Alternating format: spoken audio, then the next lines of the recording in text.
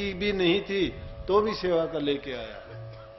और वो जब उसने बात कही, जहांगीर कहने लगे कि नहीं, आप गलती से आए हैं, शायद आपने मेरे को आपका गुरु जान लिया। मैं गुरु नहीं, मैं तो जहांगीर बादशाह हूं। बोला तो वो कहां है? बोला वो तो उस टेंट में। उसी समय अपना टका भी उठा लिया और बाहर निकल के वो गठड़ी भी उठा के गुरु के पास चले गए। तो जहांगीर को पता लगा कि सच्चे बादशाह संत कैसे होते हैं। जब दोबारा मिलन हुआ तो कहने लगे कि आज मुझे उस बात का जवाब मिल गया। बोला कि संतों की एक खूबी होती है कि जिसकी अकल ठिकाने लाती है तो इस प्रकार के नाटक, घटनाएं और बातों को उनके सामने अपने आप प्रकट करवा देते हैं। हमारा ये मिलन था संतों के सत्संग में। जब जाओगे ना, तुम्हारे दिल के अंदर कोई बात है, कोई भ्रम है, कोई चीज जानना पूछना चाहते हो, वो उनके मन से अपने आप निकल जाती है, उनकी जबान पे आती है। और जब वो जबान पे बात नहीं आती तो समझो संत नहीं है। ऐसे ही बनावटी बातें हैं। संत संसार में सच्चे बादशाह होते हैं। उनकी बादशाही यहां की नहीं, यहां भी है वहां भी है, लेकिन वो संसार के पदार्थों में फंसते और फंसाते नहीं हैं। संत जब तक संसार में रहते हैं तो इसी तरह से रहते हैं जिस तरह से कमल जल में रहता है, मुर्गा भी जल में रहती है। कमल का फूल कितना भी पानी चढ़ता रहो, उसके ऊपर ही चढ़ता चला जाएगा, डूबेगा नहीं। और जल की मुर्गाई जल में रहती है, जब तक रहती है उसके अंदर खूब नहाती धोती है, पानी में गोते लगाती है, उसी में उसका जीवन है, उसी में उसका खाना पीना है। लेकिन जब उस झील को, पानी को, समुद्र को छोड़ना चाहती है तो सीधी जल से उड़ के निकल जाती है, पांखों पर पानी असर नहीं करता।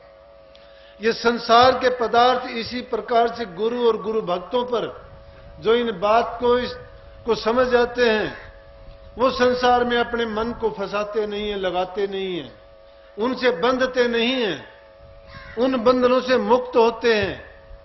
लेकिन हम संसारी जीव तो संसार के बंधनों में जकड़े हुए हैं, और उन बंधनों को मुक्त करने के लिए गुरु का ज्ञान जरूरी है।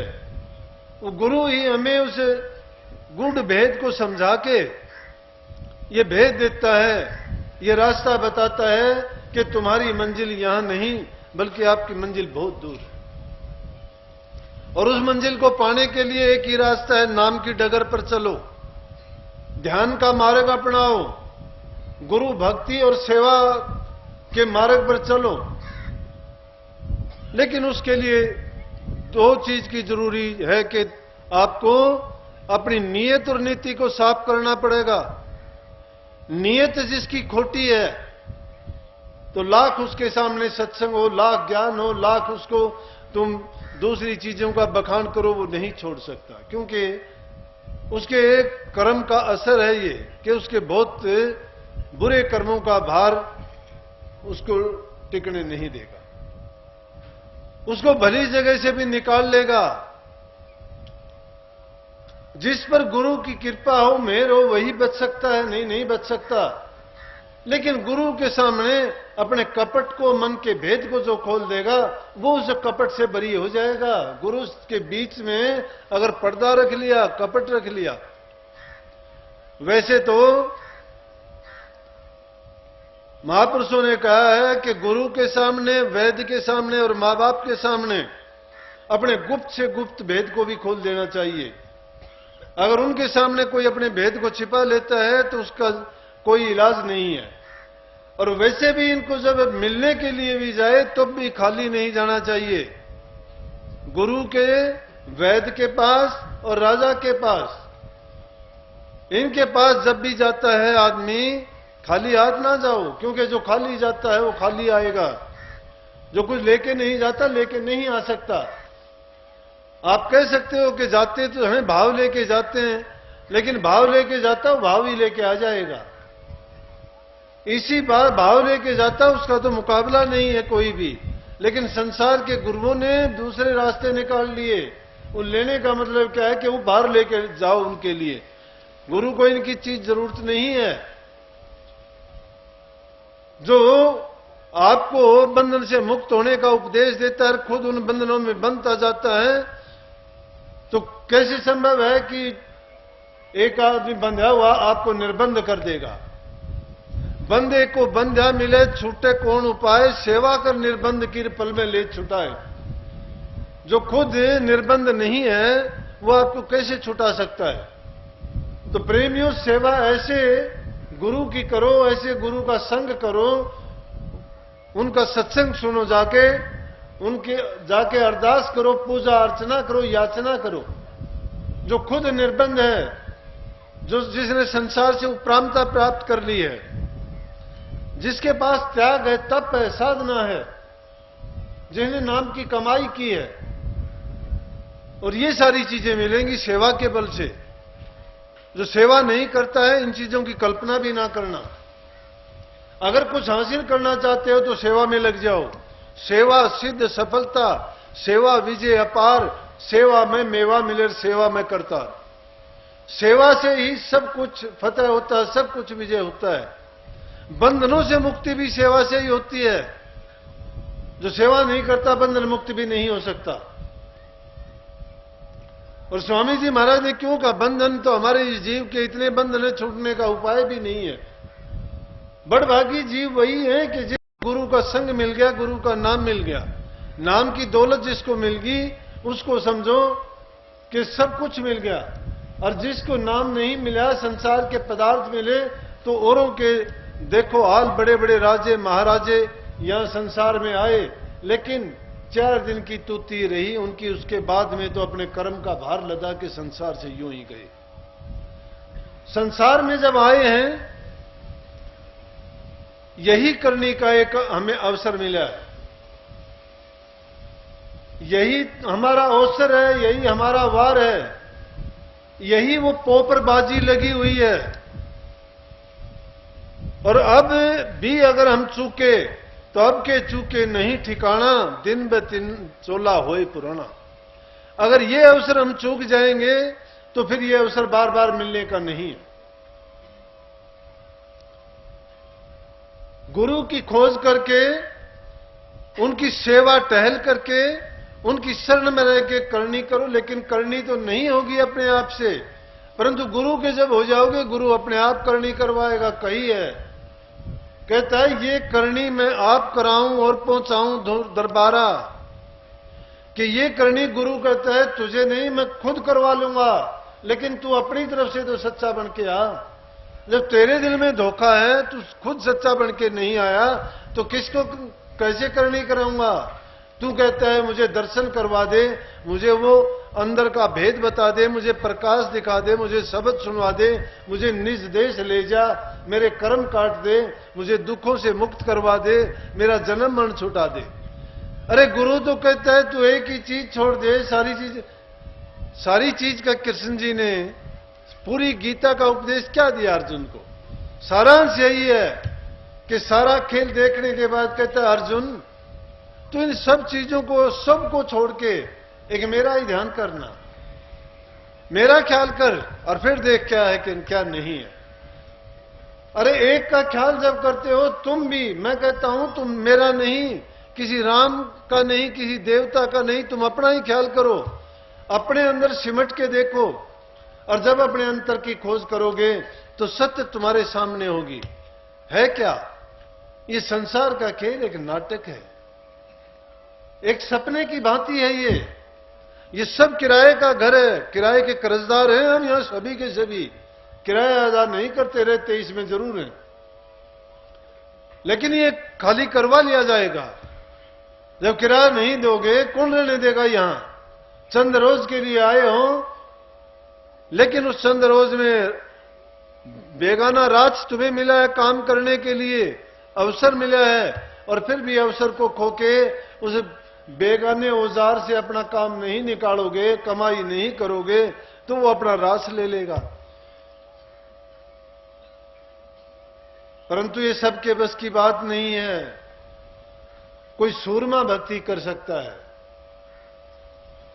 सूरमा किसको कहते हैं? जो असल धात का है, जो किसी अच्छे कुल का है, वंश का है, परवाह नहीं करता हो किसी चीज की। हम निज देश के वासी थे। निज देश कौन सा? जिसमें हम सदा रहते थे। किसके संग रहते थे?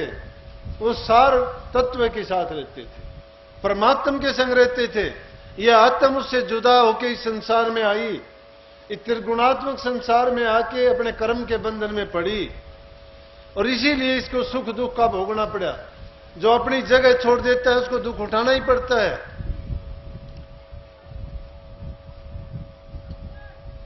लेकिन सबसे बढ़ के जो शरण ली, गुरु की जिसने शरण ले ली, अपना आपा भाव जिसने छोड़ दिया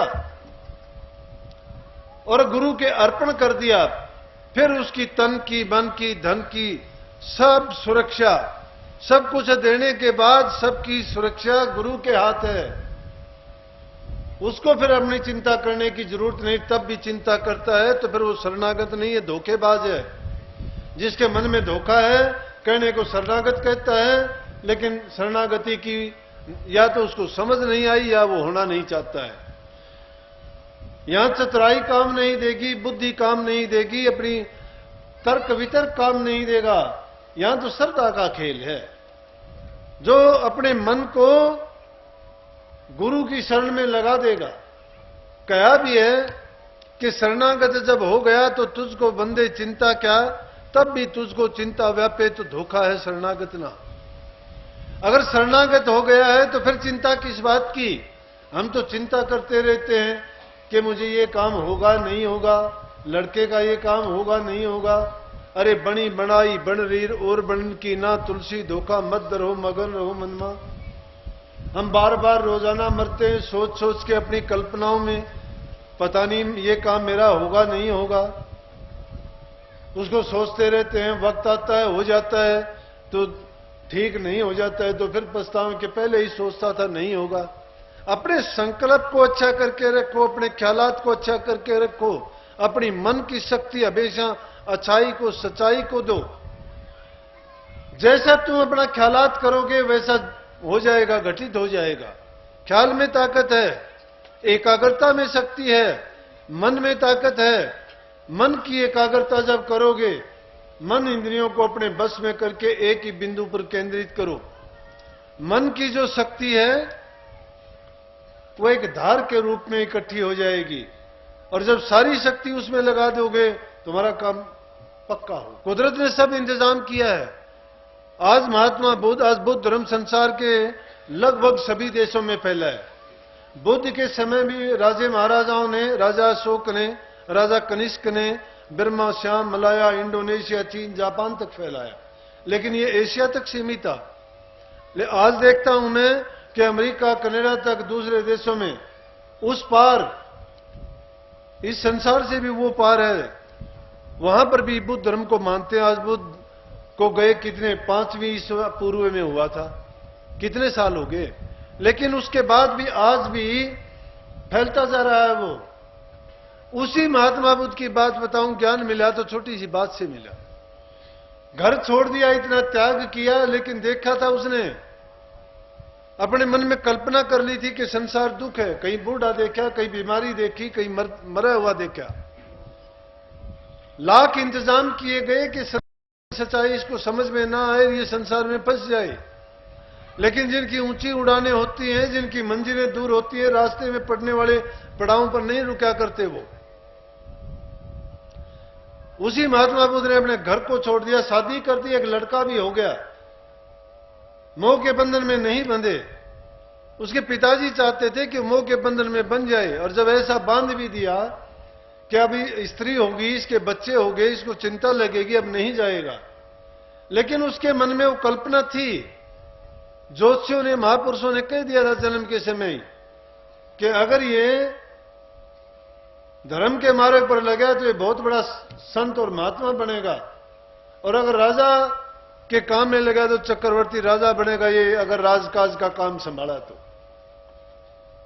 लाख कोशिश की राजा ने कि मैं इसको राजा ही बनाऊंगा, लेकिन शादी कर दी गई, घर के काम में फंसा दिया गया, संतान होगी, संसार के सारे सुख वैभव उसको दिए गए, परंतु उनका कोई असर नहीं हुआ उन पर, उनका कोई असर नहीं हुआ। संत महात्मा यही कहते संसार में रहो, संसार के सारे काम करो, लेकिन काम का